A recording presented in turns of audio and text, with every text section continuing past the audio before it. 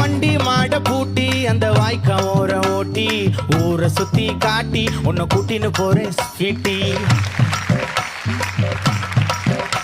நான் ரொம்ப கோபக்காரி, நீ சுத்துற ஒரு மாதிரி ஆடிக்காரி ஏறி நான் போக போறேன் சாரி.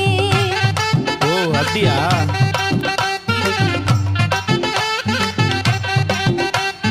வைக்க மாட்டேன் தாடி, நீ வேணா எனக்கு போடி. இந்த மாமாவை தான் தேடி உன் தங்கச்சி வர ஓடி.